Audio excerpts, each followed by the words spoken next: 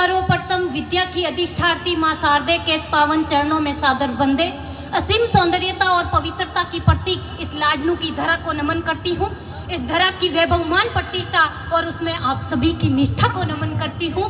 और सम्मानित मंच, निर्णायक मंडल और सभागार में उपस्थित समस्त प्रबुद्ध श्रोतागण, कूट संख्या 2 की ओर से आप सभी को नमन करते हुए नमन करती हूँ उस परमपिता परमेश्वर को जो मुझ में वक्ता बनकर बोल रहा है, आप में श्रोता बनकर सुन रहा है और इस महाविद्यालय के कण कण में अपनी उपस्थिति दायर कर रहा है। सभी को मेरा प्रणाम। हम वक्त की नजाकत को नजरअंदाज कर नहीं सकते। हम भविष्य है विश्व के, तकनीक से पिछड़ नहीं सकते। भूगोल से खगोल तक परचम देश का लहरा रहा है। कल्याण की नजरों से देखो, सुखद सवेरा आ रहा है, सुखद सवेरा आ रहा है। विषय की गंभीरता को देखते हुए सदन पटल के विषय तकनीकी विकास ने मानव जीवन को अत्यधिक सरल और सुगम बनाया है। विषय के पक्ष के अधिवक्ता के रूप में अपने विचार साझा करना चाहूंगी। जी हाँ महोदय, मैं बताना चाहूंगी कि आदि मानव से लेकर अंतरिक्ष में झंडा फहराने की बात हो, साहित्य से सिनेमा की बात हो या देश विदेश से प्रदेश तक की विभिन्न खबरों का अगर साझेदार किसी ने बनाया है तो वो है तकनीकी। विज्ञान के इस दौर में तकनीकी के सारे हम खुद को उस मुकाम पर लेके आ गए हैं कि आज जमाने की आंखों में आंखें डाल के ये कह सके कि चंद्रयान की टीम ने देखो कैसा अद्भुत काम किया। युगों युगों से सूत काटती अम्मा को आराम दिया, अम्मा को आराम दिया। जी हाँ महोदय, मेरे विपक्षी साथी या तो विषय को समझ नहीं रहे हैं या फिर समझना ही नहीं चाहते। लेकिन हकीकत यही है महोदय, आज हर चीज जानने के लिए हमें तकनीकी का सहारा लेना पड़ता है। अगर मैं कोरोना काल की बात करूं तो वो तकनीकी ही थी महोदय, जो एसएमएस हॉस्पिटल में कोविड के मरीजों को अपने ही बेड पर दवाइयां दे रही थी, आरटीपीसीआर कर रही थी। और इतना ही नहीं, दूर दराज गांव में बैठी उस भोली भाली कांता का क्लासरूम तक बन गई और जोधपुर और दिल्ली में चल रही ऑनलाइन क्लासें घर पर पहुंचा दी।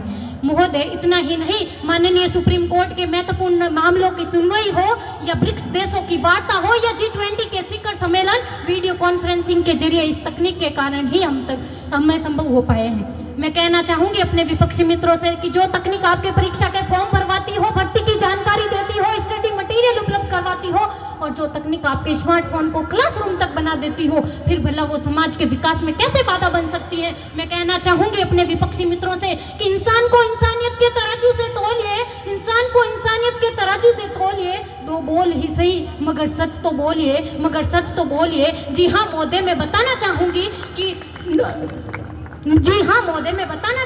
कि लोकसभा चुनाव से लेकर डोनाल्ड ट्रंप के चुनाव तक, क्रिकेट से लेकर टेनिस तक, दंगल से लेकर बाहुबली तक और धरातल से लेकर के अंतरिक्ष के ग्रहों में होने वाली टक्कर तक हर बात इस तकनीक व संचार के जरिए हम तक आई है और हमें अपडेट करवाया है। फिर मेरे विपक्षी मित्र किस नुकसान की बात कर रहे हैं महोदय? मेरे विपक्षी मित्रों के पास कहने को कुछ ज्यादा तर्क है नहीं, इसीलिए 3-4 बातों का बार बार ब्रह्मास्त्र की तरह प्रयोग कर रहे हैं और हमारे श्रोताओं को दिग्भ्रमित करने का प्रयास कर रहे हैं। लेकिन महोदय, एक तरफ तो हम डिजिटल इंडिया की बात करते हैं, वही दूसरी ओर उसके साधनों को भविष्य का अभिशाप बताते हैं। ये कहाँ का न्याय है महोदय? मैं पूछना चाहूंगी अपने विपक्षी मित्रों से, फिर क्या है डिजिटल इंडिया? क्या एक पहल है? क्या एक नारा है? क्या एक स्लोगन है? क्या एक विचार है? क्या एक विरोध है? क्या व्हाट्सएप का मैसेज है? क्या फेसबुक का पोस्ट है? लेकिन आप मानो या ना मानो, यही तकनीक का युग है, यही तकनीक का युग है महोदय। मैं मानती हूँ कि कुछ लोग इस तकनीक का गलत इस्तेमाल कर देश की एकता, अखंडता और गरिमा पर प्रश्न चिन्ह लगा रहे, लेकिन महोदय समाज के कुछ कांटों को निकालने के लिए पूरे पेड़ को उखाड़ फेंकना कहाँ उचित है? आवश्यकता केवल समाधान की है, सर्वनाश की नहीं महोदय। एक वो किसान जिसने अपनी खेत की जमीन को ताकते ताकते अपनी उम्र निकाल दी थी, आज वही किसान इस तकनीक के जरिए सरकार की विभिन्न सेवाओं का आनंद ले रहा है। घूंघट की ओट में बैठी स्त्री आज मैं और आप बनकर इस मंच पर खड़ी है और आसमान को चीरते हुए तेजस उड़ाते और हाथ में AK-47 लिए सीना तान के सीमा पर खड़ी है। फिर भला कौन पिछड़ रहा है? कोई सुनीता विलियम्स अंतरिक्ष में जाती है और तो और 9 महीने अंतरिक्ष में फंसने के बावजूद भी सुरक्षित रहती है।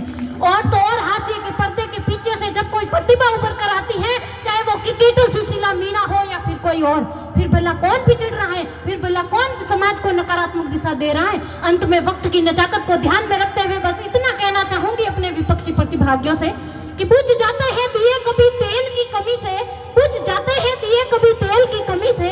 हर बार कसूर हवाओं का नहीं होता, हर बार कसूर हवाओं का नहीं होता। हर बात में कमियां खोजने वाला कभी खूबियों को भी पहचान लिया करो, कभी खूबियों को भी पहचान लिया करो। धन्यवाद। जय हिंद, जय भारत।